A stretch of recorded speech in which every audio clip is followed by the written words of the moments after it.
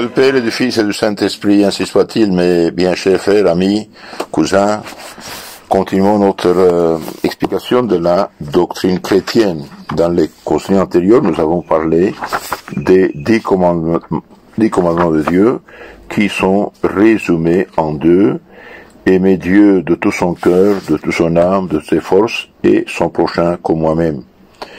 Pourquoi devons-nous aimer Dieu?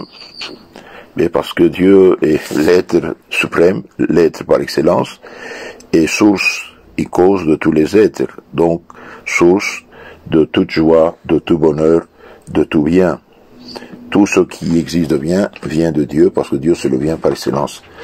Donc on doit aimer Dieu par-dessus tout, et les créatures et les hommes pour l'amour de Dieu, comme nous-mêmes. Alors qu'est-ce qui se passe? Malheureusement, vu le péché originel, eh bien nous aimons nous-mêmes et nos passions et les choses que nous voyons, que nous touchons, plus que Dieu, puisque Dieu on le voit pas. Donc il faut aviver notre foi pour suivre ça. Donc aujourd'hui on va voir le problème de l'amour du monde. Au lieu d'aimer Dieu, nous aimons le monde, et malheureusement le monde dans le sens de l'évangile, c'est nous éloigner avec un faux amour, de vrai bonheur qui est Dieu. Par exemple, celui qui préfère l'or, la bonne chair, les honneurs terrestres et ses plaisirs, par-dessus tout, est possédé de l'amour du monde. L'amour du monde fait perdre la grâce sanctifiante et l'éternité bienheureuse, puisqu'on aime quelque chose comme fin ultime. L'amour du monde aveugle les hommes et les détourne de la vie éternelle. L'amour du monde fait perdre la paix intérieure et fait craindre la mort. L'amour de Dieu conduit à la haine l'amour du monde conduit à la haine de Dieu et de ses serviteurs. L'amour du monde cesse avec la mort et ouvre, si on meurt dans ce péché, ouvre la porte de l'enfer. Donc, le contraire de l'amour de Dieu, c'est l'amour du monde, l'amour des créatures. Et c'est une folie, puisque les créatures elles-mêmes viennent de Dieu, ils ont été créées pour aider l'homme à vivre. Quelque cruel et méchant que soit un homme, son cœur aura toujours une certaine affection pour une créature quelconque. Son naturel même l'y porte. Celui donc qui n'aime pas Dieu par-dessus tout, aimera nécessairement une créature par-dessus tout. Donc celui qui préfère l'or, la bonne chair, les passions, les plaisirs, les honneurs terrestres par-dessus tout, est possédé par l'amour du monde. L'amour d'une créature quelconque n'est pas en lui-même un péché. Il ne le devient que lorsqu'on préfère cette créature au Créateur. Celui qui aime une créature par-dessus tout est un enfant du siècle pécheur. Tous les enfants du siècle sont des idolâtres, dit saint Paul, Éphésiens 5:5. Ils vouent à la créature l'amour dû au Créateur, l'un alors comme Judas, l'autre à la bonne chair comme le mauvais riche, et beaucoup d'autres qui ne connaissent d'autre Dieu que leur ventre, Philippiens 3:19, leur ventre et leur sens. Et ceux-ci ont d'honneur comme Absalom, celui-là donne son cœur au plaisir terrestre comme Salomon, d'autres à la boisson, au jeu, etc. La maxime des enfants du siècle est qu'il faut jouir de la vie, parce qu'on ne vit qu'une seule fois, ou bien mangeons et buvons, car demain, il faudra mourir. Ecclésiastique 22:13. De là les paroles de saint Paul: la sagesse de cette vie terrestre est une folie devant Dieu. 1 Corinthiens 3:19. Les enfants des siècles, donc du monde, sont plus coupables que les hommes convaincus de haute trahison, car ils ont abandonné lâchement leur souverain bien. Le problème, c'est que, comme je dis, Dieu, on le voit pas, on le touche pas, on le sent pas, parce qu'il n'est pas matériel, Dieu est esprit, donc on voit les choses et on touche les choses. Alors, les choses en soi ne sont mauvaises, rien n'est mauvais en soi. Le problème, c'est le mauvais usage des choses qui fait le mal et le péché. Et malheureusement, aujourd'hui, nous, on vit dans un monde non seulement sensuel, pécheur, mais aussi athée, relativiste et sans foi. Donc, le fait de faire perdre la foi en Dieu et à l'éternité, c'est très grave parce que, premièrement, qu'on veuille ou non, eh bien, nous sommes spirituels et matériels, nous avons âme et corps, et notre âme est immortelle. Alors, le péché, l'amour du monde, le fait de mettre sa fin ultime dans les choses de ce monde, eh bien, l'amour du monde fait perdre la grâce sanctifiante et le droit au ciel et l'éternité bienheureuse. L'homme terrestre n'a pas la grâce sanctifiante. L'Esprit de Dieu ne demeure pas dans un homme charnel. Genèse 6:3. La colombe ne se repose ni dans la boue, ni sur un cadavre. De même, l'Esprit Saint n'habite pas une âme coupable et charnelle et pécheresse. La colombe aime la propreté. Elle vient à ce qu'on son plumage soit immaculé et se plaît près des sources d'eau pure. Ainsi en est-il l'Esprit Saint. Celui qui est pur par excellence ne peut habiter un cœur souillé par le péché. Comment Dieu remplira-t-il ton cœur de miel s'il l'est déjà de vinaigre? Il faut d'abord le vider, le purifier soigneusement, dit saint Augustin. Celui qui n'a pas l'Esprit Saint, c'est-à-dire la robe nuptiale de la grâce sanctifiante, sera jeté dans les ténèbres extérieures. Saint Matthieu 22:12. C'est pourquoi Jésus-Christ, notre Seigneur, menace l'homme terrestre de la damnation éternelle. Il dit en effet, celui qui aime sa vie, c'est-à-dire l'homme terrestre qui cherche à jouir indûment des choses, celui-là la perdra. Saint Jean 12:25.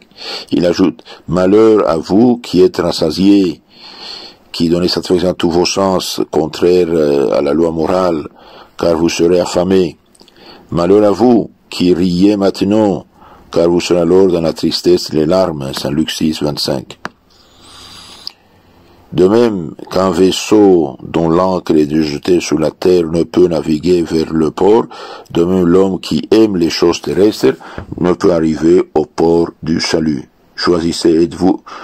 Veux-tu aimer la terre et te perdre ou aimer Jésus-Christ et vivre pour l'éternité?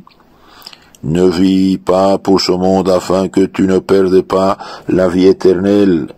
Celui qui veut ici-bas s'amuser avec le diable ne pourra pas se réjouir avec Jésus-Christ dans l'autre monde.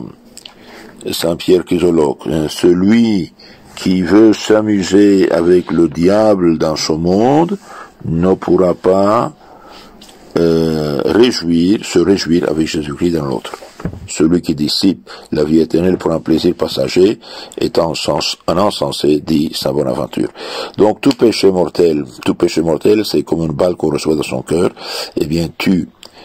Par exemple, tout ce qui est adultère, fornication, ivrognerie, mensonge grave, calomnie, médisance grave, consulter des magiciens de ceci, de cela, eh bien tout ça c'est des péchés graves, des péchés graves. Et le péché aveugle l'homme et le trône de Dieu. L'amour du monde aveugle l'esprit de l'homme, car lorsque l'âme est séparée de Dieu par des objets terrestres, celle-ci est dans l'obscurité, comme la lune lorsque la terre se met contre elle et le soleil, entre elle et le soleil. De même que le vieux Tobie devint aveugle par la fiente d'une hirondelle, de même l'âme est aveuglée par les soucis terrestres. Ainsi les enfants du siècle n'ont-ils aucun goût pour les enseignements de l'Évangile, car ils les traitent des folies. De même que les rayons du soleil ne peuvent traverser une eau bourbeuse, de même la lumière de l'Esprit Saint ne pénétrera jamais l'âme de l'homme terrestre, de l'homme pécheur. En effet, celui qui est dans le péché, il est aveugle. Celui qui n'aime pas Dieu, dit Saint Jean, ne le connaît pas. L'amour terrestre, l'homme est détourné de Dieu. La terre est semblable à une baguette enduite de glu. Un oiseau qui s'y pose devient incapable de s'élever dans les airs. Voilà. Quand on pêche, eh bien, on est attrapé par le péché. Les soins terrestres étouffent la parole de Dieu dans l'homme charnel, de même que les épines étouffent sa semence. Les enfants du siècle sont les invités dont parle l'Évangile qui refusèrent d'assister au repas nuptial, les uns à cause de leurs femmes, les autres à cause de leur métairie, les autres à cause de leurs bœufs. L'amour du monde fait perdre la paix intérieure et fait craindre la mort. Eh bien oui, parce que quand on n'a pas l'espérance du ciel et quand on vit mal, il passe ces choses-là. L'homme terrestre n'a pas la paix intérieure. C'est avec raison qu'un poète illustre dit: l'homme n'a que le choix inquiétant entre le bonheur sensuel et la paix intérieure. L'un ne peut subsister avec l'autre. Péché et bonheur ne peuvent pas subsister. Péché et bonheur ne peuvent pas subsister. L'homme terrestre craint tant la mort parce qu'il lui faudra alors abandonner son idole et son bonheur passager des choses de ce monde. Les prisonniers vivent dans une peur continuelle, mais cette peur augmente lorsqu'on fait comparaître devant le juge. Il en est de même de pécheur, il vit dans une crainte continuelle, mais cette crainte devient bien plus forte lorsque l'âme séparée du corps est obligée de comparaître devant le juge suprême qui est le Christ. Donc le péché, attention, ce n'est pas n'importe quoi. Hein. Le péché, un seul péché mortel, eh bien malheureusement, c'est donner le dos vers Dieu, c'est prendre une direction fausse. Et comment on peut sortir du péché? Par le repentir, bien sûr, par une bonne confession. Notre Seigneur Jésus-Christ, qui est Dieu, qui a donné sa vie sur la croix pour nous, le jour de la résurrection glorieuse, victorieuse sur la mort, le démon, l'enfer, Jésus notre Seigneur a donné aux apôtres le pouvoir de pardonner les péchés. Recevez l'Esprit Saint, ceux à qui vous aurez pardonné les péchés seront pardonnés, et ceux à qui vous les aurez retenus seront retenus. Donc attention, nous vivons dans une société malheureusement athée, relativiste, matérialiste, sans foi, sans loi morale, et ne devons pas nous faire disciples de ces gens perdus, malheureusement. Attention, les gens matérialistes, relativistes, athées, jouisseurs de ce monde, eh bien, ne sont pas le modèle. Et n'ayons pas peur d'eux, et nous ne devons pas les suivre. Parce que l'amour du monde conduit à la haine de Dieu et de ses serviteurs. Il est impossible à l'homme qui aime les choses de la terre de posséder l'amour de Dieu. Un anneau qui entoure un doigt ne peut pas en même temps entourer un autre, et le cœur humain enchaîné par l'amour d'un objet terrestre ne peut en même temps aimer Dieu. Saint Jean dit: si quelqu'un aime le monde, l'amour du Père n'est pas en lui. 1er Saint Jean 2,15. On ne peut pas du même œil regarder le ciel et la terre. On peut pas avec le même œil regarder le ciel et la terre, on regarde un des deux. Et donc, ceux qui ont perdu la foi malheureusement, eh bien, ils ont la haine de Dieu, la haine de l'Église, la haine des prêtres, et la haine de ceux qui leur disent la vérité. Quand on leur dit la vérité, ils se fâchent. Malheureusement, ils sont réellement spirituellement fous. Donc, il ne faut pas prendre ces gens comme modèle. Il faut prier pour eux et savoir que l'amour du monde, les plaisirs du monde, les satisfactions du monde, finissent avec la mort. Et on amène quoi avec soi? On amène ses œuvres. Donc profitons de la grâce de Dieu, du sacrement de pénitence, de le repentir, de salut, de façon une bonne confession de nos péchés, faire si possible une vraie retraite spirituelle de Saint Ignace de Loyola, et lire l'évangile, lire le catéchisme, et se séparer de tout ce qui éloigne de Dieu, les amis, les discothèques, les réseaux sociaux, et tous des films et toutes ces choses. Attention, nous sommes des êtres, des voyageurs vers l'éternité. Notre grand saint de Guatemala, Saint Hermano Pedro de Betancourt, disait: une seule âme nous avons, si nous l'avons perdue, tout est perdu. Tâchons de nous sauver. Amen.